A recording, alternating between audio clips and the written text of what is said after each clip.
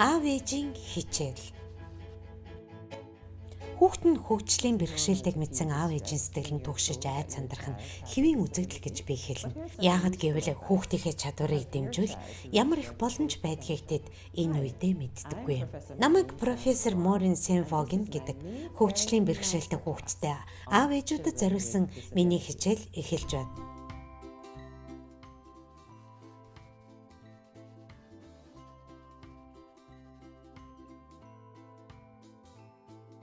Хөгжлийн бэрхшээлтэй хүүхэд бүрт өөрийн гэсэн давуу тал бий. Зарим нь бүдээж урлагтай илүү байхад, зарим нь хөдөлгөөний эвсэл сайтай, эсвэл хувийн зан үйлээрээ илүү байж болно. Хүүхдээ хөгжлийн бэрхшээлтэй гэж бодохоос өмнө миний хүүхэд юу хийж чадах вэ гэдэгт анхаарлаа хандуулах нь чухал. Хүүхдийнхээ хөгжлийн боломж чадварт нь түшиглээд хүндрэл бэрхшээлийг нь багасгаж болдог.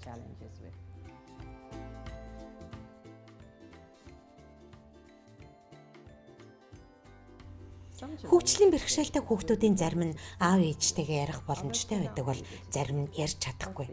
Гэхдээ тэд үг хэлэхгүйгээр харилцаж чаддаг.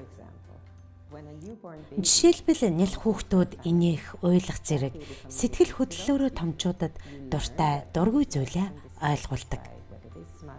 Яг үүнтэй адилаар хэл ярианы бэрхшээлтэй хүүхэд дуртай тааламжтай байгаагаа инээж илэрхийлдэг бол дургүй таалагдахгүй байна гэдгээ уурлах, уйлах зэргээр илэрхийлж аав ээжтэйгээ ойлголцдог юм.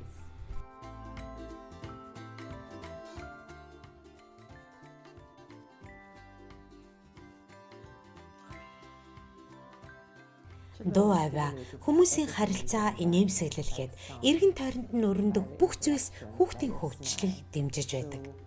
Та хөгжлийн бэрхшээлтэй хүүхдтэйгээ хамт байх үедээ ярилцаж, хийж байгаа зүйлээ тайлбарлаж, нүүрүү нь инээмсэглэн харж,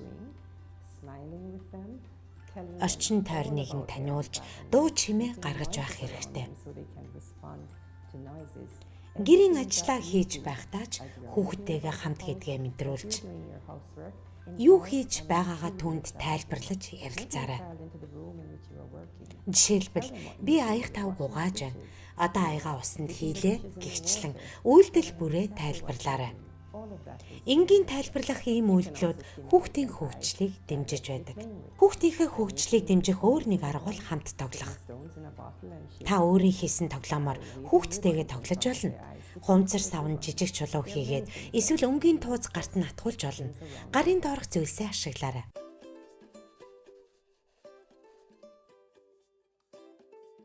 Хөхөр хооллох нь бүх хүүхдэд чухал. Ялангуяа хөгжлийн бэрхшээлтэй хүүхдэд онцгой ач холбогдолтой. Хөхөр хооллох нь хүүхдийн тархины хөгжилд нэн чухал. Хөгжлийн бэрхшээлтэй хүүхдийн олонх нь хөхөр хооллох боломжтой. Харин цөөн хэсэг нь боломжгүй байдаг юм. Хөхний сүүх хүүхдэд хамгийн хэрэгтэй хоол тэжээлт бол сүүгээ сааж хөхөж чадахгүй хүүхдэд хооллоорой.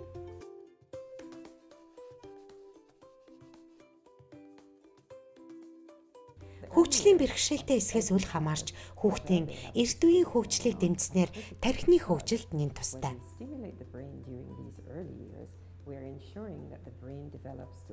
Хүүхдээ бага наснд нь онцгойлон анхаарч дэмжиж өсгөж чадвал ирээдүйн сайн сайхны үндэс суурь нь болдог юм.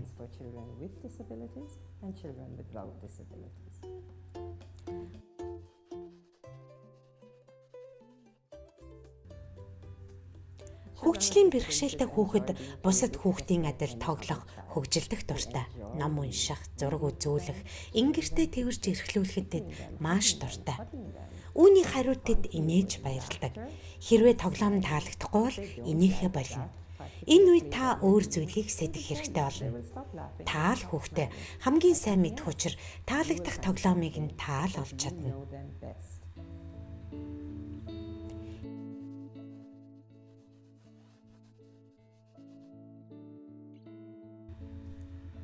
Танд хүүхдтэйгээ тоглох цаг бага олддог бол гэр бүлийн бусад гишүүд түүнтэй тоглож болно. Ах эгч нар нь хөгжлийн бэрхшээлтэй дүүтэйгээ маш сайн тоглодог. Учир нь тэд дүүтэйгээ олон зүйлийн талаар ярилцаж зугаатай тоглодог юм. Ах эгчид дүү нь хөгжлийн бэрхшээлтэй хэсэг нь тийм ч чухал биш.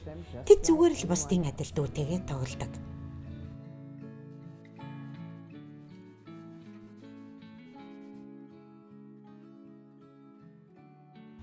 Бага насны хүүхдээ хөгжлийн бэрхшээлтэй байж магадгүй гэж таамаглаж байгаа бол өөрт хамгийн ойр эрүүл мэндийн төвд очиж зөвлөгөө аваарай.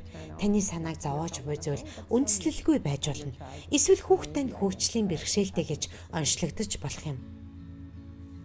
Хөгжлийн бэрхшээлтэй хүүхдэд хамгийн чухал зүйл бол хайраар дүүрэн гэр бүл.